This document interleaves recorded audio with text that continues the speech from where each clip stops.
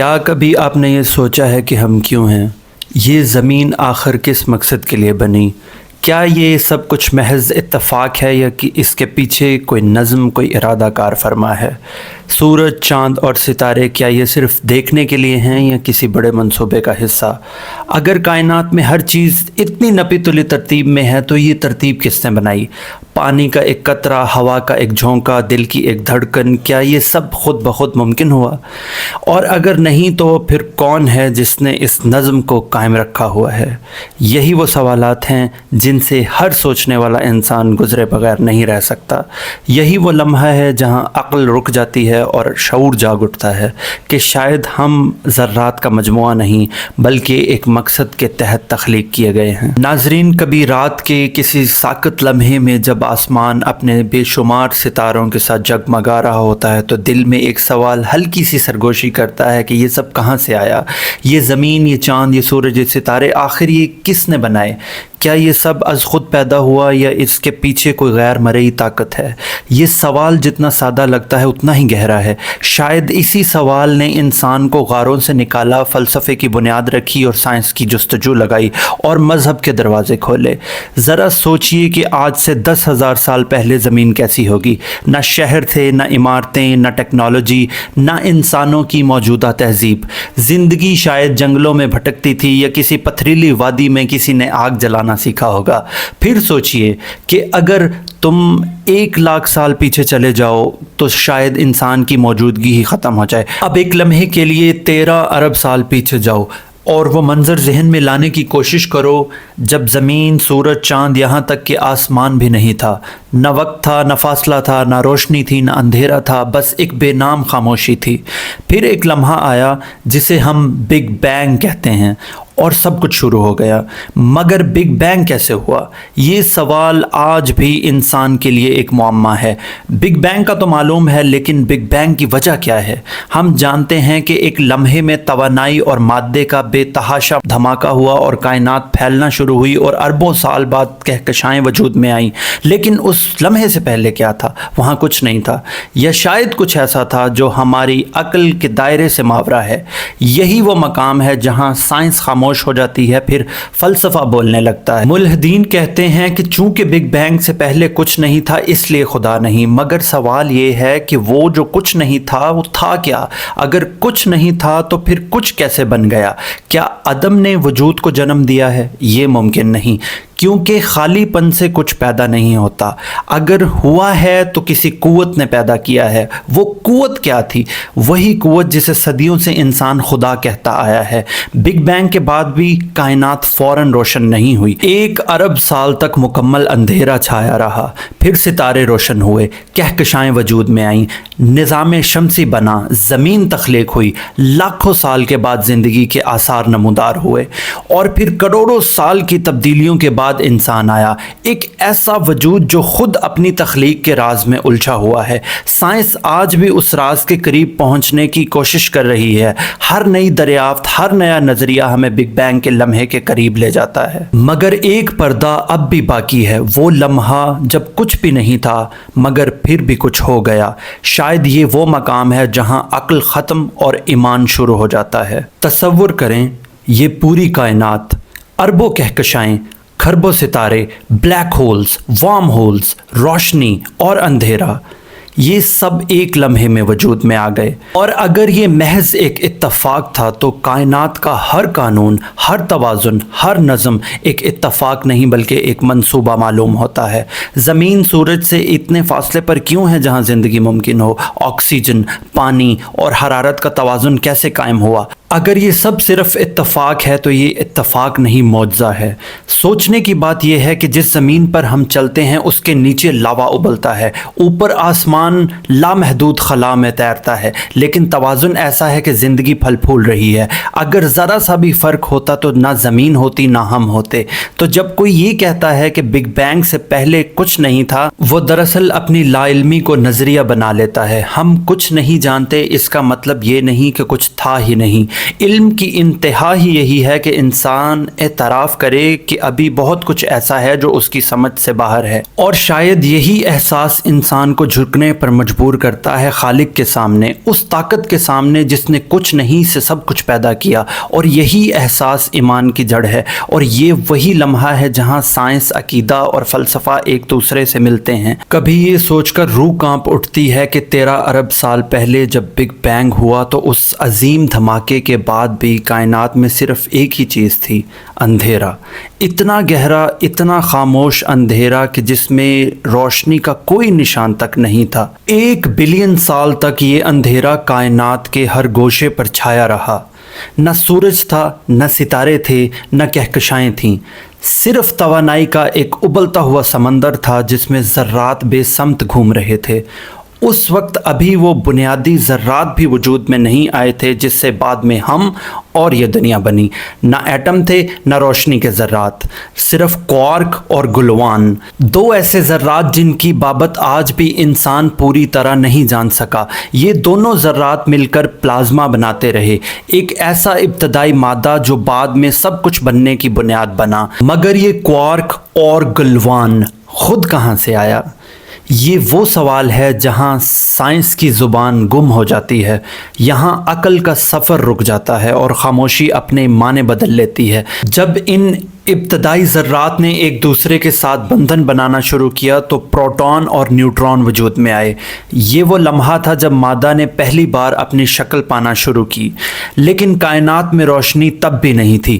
پھر 1 بلین سال کے سفر کے بعد جب پروٹون اور نیوٹرون مل کے ایٹمی نیوکلیائی بنے، تب الیکٹرونز اور فوٹونز کی ترکیب سے پہلی بار روشنی پھوٹی۔ اور یہ وہ لمحہ تھا جب کائنات کے اندھیرے نے پہلی بار شکست کھائی اور فضا میں روشنی کی کرنیں رقص کرنے لگیں۔ یہ سب کچھ کسی پل میں نہیں ہوا، کروڑوں سال تک ایٹم بنتے رہے، ہائیڈروجن، ہیلیم اور لیتھیم کے بنیادی ایٹم، اور ان کے بعد گریوٹی کا ظہور ہوا۔ وہ غیر مرئی طاقت جس نے اس کائنات کو جوڑے رکھا، یہی گریوٹی تھی جس نے ان بکھرے ہوئے ذرات کو اکٹھا کیا اور ستاروں کو جنم دیا۔ ستارے بنے تو ان کے دلوں میں نیوکلیئر فیوژن شروع ہوا، وہی عمل جو توانائی کو روشنی میں بدل دیتا ہے۔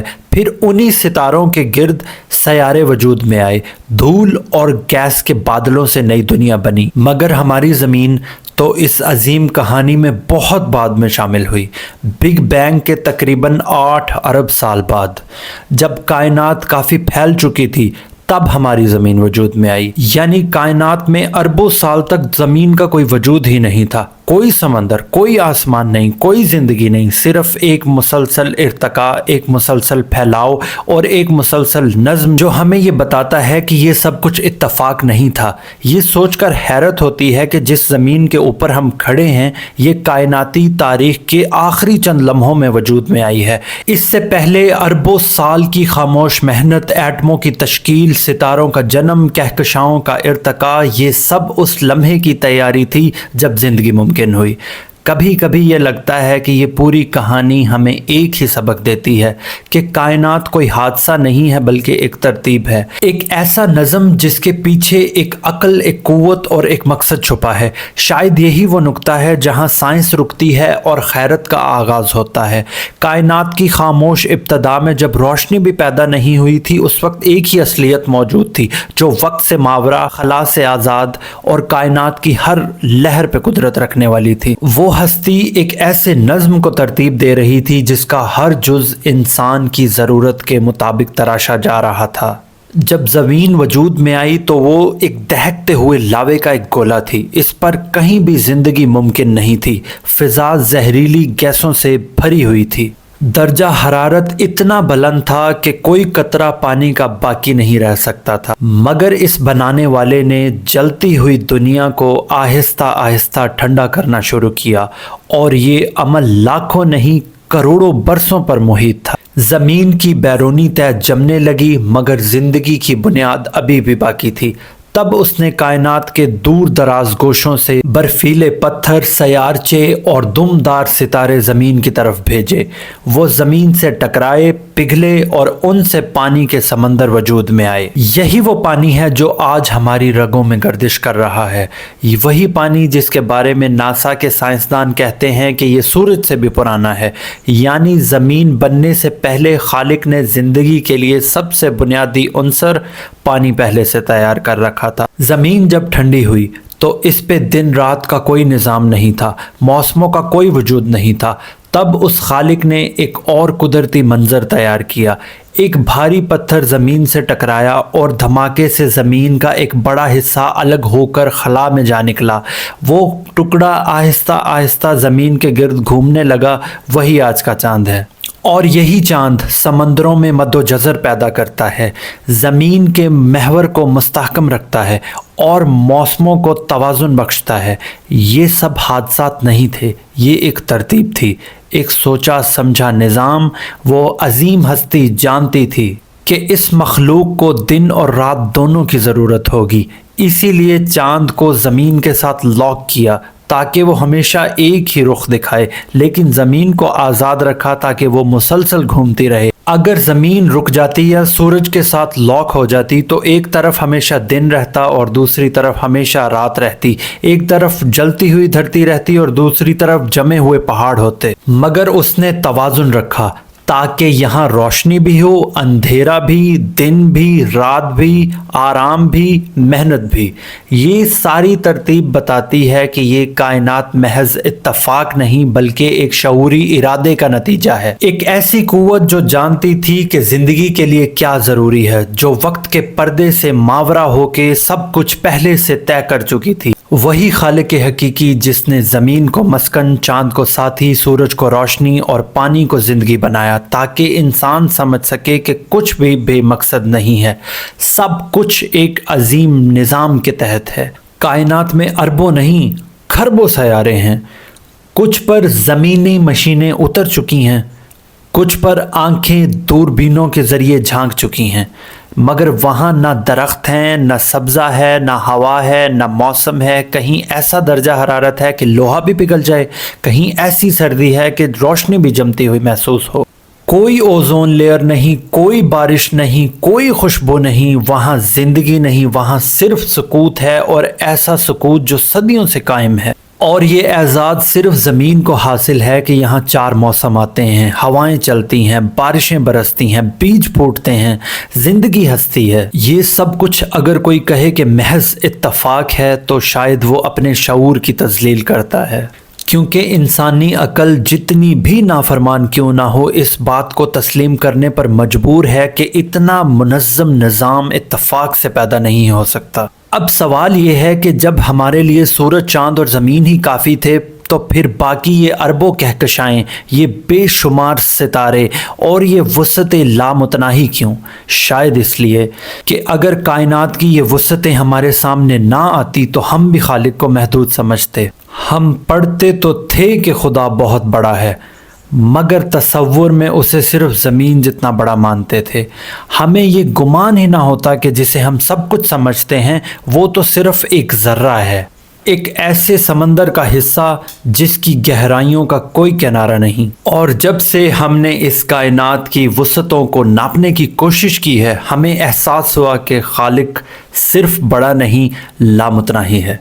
वो जो हर ज़र्रे में, हर नज़्म में, हर गर्दिश में मौजूद है, जिसने अरबों कहकशाएँ सिर्फ इसलिए बनाई कि इंसान को ये एहसास हो कि जिस खालिक ने ज़मीन की घास को भी तरतीब दी है वो किसी एक जहान तक महदूद नहीं, वो हर जहान का खालिक है। अब ज़रा गौर करें कि उस हस्ती ने कायनात को सिर्फ बना दिया और छोड़ नहीं दिया, बल्कि हर ज़र्रे को एक ख़ास नज़म, एक ख़ास मकसद और एक ख़ास हद दी। अगर ज़रा सा भी फ़र्क ना होता तो हम ना होते।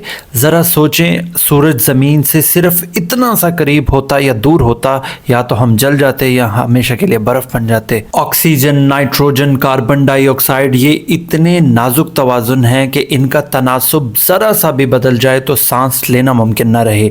پھر اس نے زمین کو صرف گھومنے کے لیے نہیں بنایا بلکہ اس گھومنے میں بھی ایک رفتار رکھی تاکہ دن اور رات ٹھیک وقت کے اوپر آئیں، نیند اور بیداری کا توازن قائم رہے، زندگی چلتی رہے۔ اگر زمین کی گردش ذرا سی تیز ہوتی تو ہر چیز اڑ جاتی، اگر ذرا سی سست ہوتی تو ہر چیز جل جاتی۔ پھر انسان کو دیکھیے، وہ مخلوق جسے سب سے زیادہ شعور دیا گیا۔ ہمارے جسم میں جو نظام ہے، خون کی روانی سے لے کے دل کی دھڑکن، دماغ کے سگنل سے نیند سے جاگنے کا وقت، یہ سب کسی نظم کے بغیر نہیں ہو سکتا۔ انسان کا ڈی این اے جو اربوں کوڈز کے اوپر مشتمل ہوتا ہے، اس میں ہر ہدایت لکھی ہے کہ کب آنکھوں کا رنگ بنے گا، کہ کب دل کی دھڑکن بڑھے گی، کہ کب کوئی زخم بھرے گا، اور اس کے باوجود ہم کہتے ہیں کہ یہ سب اتفاق سے ہوا۔ کائنات میں ایک حیرت انگیز توازن ہے۔ روشنی کی رفتار اتنی ہے کہ توانائی کے بہاؤ میں کوئی رکاوٹ نہیں آتی، کشش ثقل اتنی ہے کہ کہکشائیں بکھر نہیں پاتی، پانی کا نقطۂ انجماد اور ابال ایسا ہے کہ زندگی کے لیے مثالی ماحول بنے۔